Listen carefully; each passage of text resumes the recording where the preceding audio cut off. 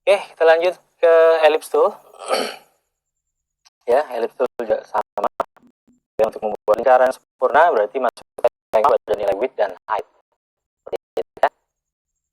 Oke, di sini ada sebelah kanan ada constraint width and height proportion. Kalau kita klik, ini nilai akan terhubung nilai width dan height. Artinya kalau saya masukkan nilai 10 di sini, kamu nggak usah masukin nilai di height ya. Jadi ini sudah terhubung. Kecuali kalau memang kita mau akan membuat objek ellipse ya, ini di unconstrained ya, ini bisa menggunakan nilai yang berbeda seperti itu ya, misalkan 10 kali 5, ini akan pastinya akan membuat ellipse seperti itu ya. Oke,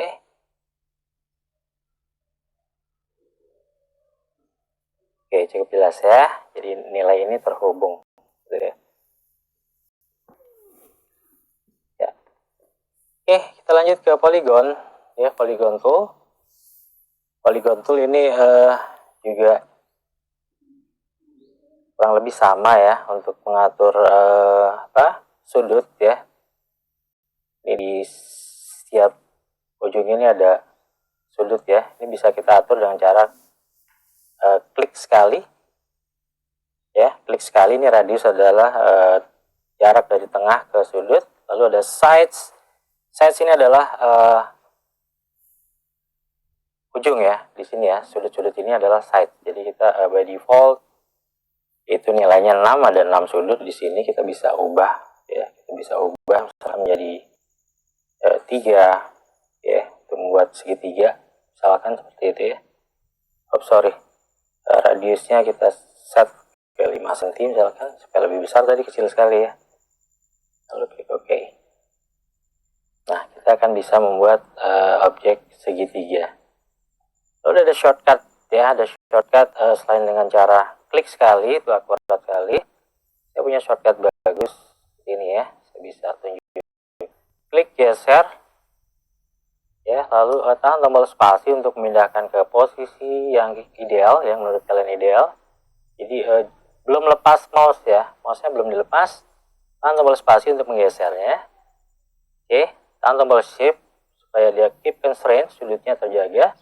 Setelah itu kita juga bisa atur lagi ya, mouse-nya sebelum saya lepas, kita bisa atur sudut ya, menambahkan sudut atau mengurangi sudut dengan cepat ya, dengan cara klik panah ya, panah atas atau panah bawah pada keyboard. Panah atas untuk menambahkan sudut. Ini kayak shift untuk bikin logo partai ya. Oke, ini bisa kita kurangi untuk membuat segitiga sempurna seperti itu ya, atau kembalikan ke polygon ya, itu shortcutnya. Oke, terakhir kita bahas saya akan bahas ini start to. Dia juga by default 5 sudutnya ya, 5 sudutnya. Lalu kalau kita tahan tombol shift, perhatikan dia akan terjaga sudutnya. Lalu ada satu shortcut lagi, tahan alt ya, tahan alt. Ada Windows atau option pada Mac ya. Perhatikan ya, radius yang pertama itu akan berubah ya. Ini by default seperti ini. Kalau saya tahan alt, dia akan ya, tergantung kebutuhan. Lalu alt dan shift, hasilnya seperti ini ya. Oke, kalau klik sekali kita bisa atur radius 1, yaitu radius yang dari, oke, saya coba klik OK dulu ya untuk menjelaskan apa itu radius 1 dan radius 2 ya. Oke, radius 1 adalah jarak dari center dari sini ke sini, yang terdekat ya, sudut yang terdekat. Maaf, terbalik. Dari center sini radius 1 ke sudut yang terluar ya, 5, sekian itu adalah dari tengah ini ke sudut. Lalu radius 2 dari tengah sini center ke sudut ini. Seperti itu ya. Jadi kita bisa atur seberapa besar jaraknya dengan cara klik sekali, bukan klik geser. Seperti itu ya. Ya, masih di start tool, di sini saya akan coba perlihatkan opsi ya, atau kita bisa bentuk bintang ini ke shape yang lain dengan shortcut ya, dengan shortcut. Oke, baik, kita lihat di sini saya buat bintang. Ini shape yang masih by default. Saya belum lepas mouse saya. Ya, saya belum lepas mouse saya. Saya bisa lock. Saya mau jelaskan dulu ya, beda antara di sini. Saya klik sekali. Ada radius 1 dan radius 2. Ya, saya sudah jelaskan awal tadi. Ya, radius 1 adalah jarak dari center ke yang terdekat sini. Yang terjauh, sorry, yang radius 2 dari yang center ke terdekat.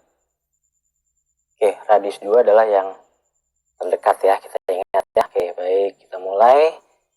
Saya bisa lock ke radius ya, radius 1 ya, sorry, radius 2 dengan cara tahan tombol kontrol. Ya, radius 2-nya tidak bergerak tuh. Hanya radius 1 yang bergerak. Saya tahan tombol kontrol, saya geser mouse ke arah luar atau ke arah dalam. Ya. Oke, lalu saya belum lepas mouse. Saya tambahkan sudutnya misalkan. Ya, dengan cara masih ingat tadi panah atas ya untuk menambahkan sudut, panah bawah untuk mengurangi sudut. Oke, saya belum lepas mouse ya, saya arahkan ke dalam ya, lalu radius 2 saya lock lagi. Radius 2 adalah center, dari center jarak dari tengah ke sudut yang terdekat. Saya kunci lagi, tahan tombol kontrol, lalu tarik ke arah luar. Perhatikan di situ radius 2-nya masih tetap kecil ya, nggak berubah. Lalu saya tambahkan, nah bisa seperti itu ya. Oke. Ya, ini misalkan efek starburst ya, kita buat objek starburst. Jadi kita bisa gunakan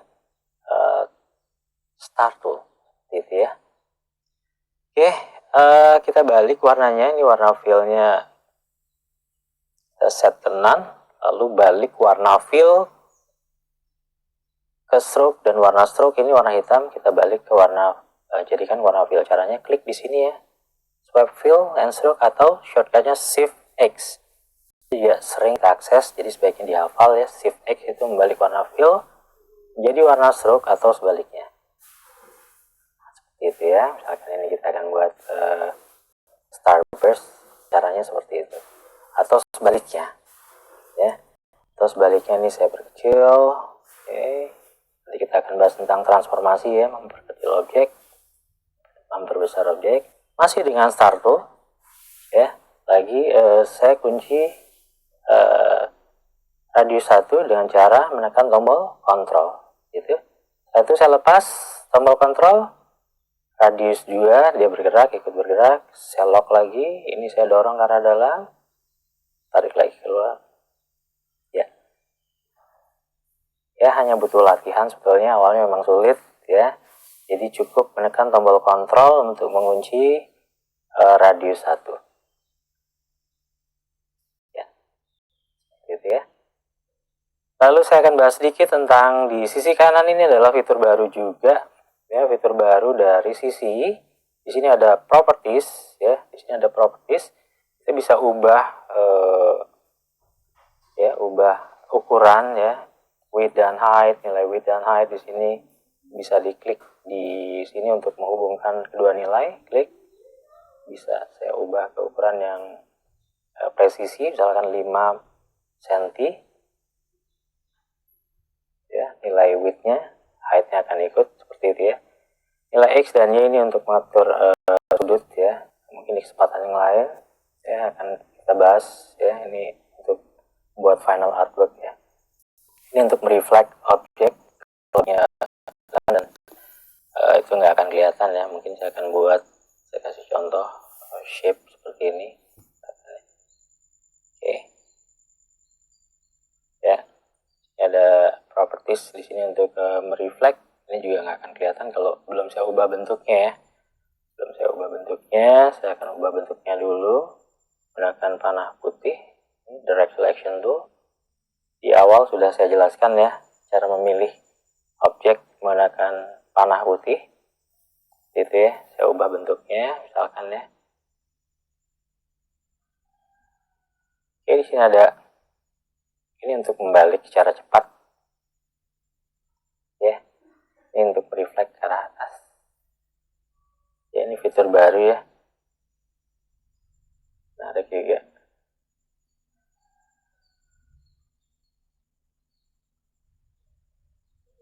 Oke, lalu di quick action di sini kita akan bahas nanti di pertemuan yang lain.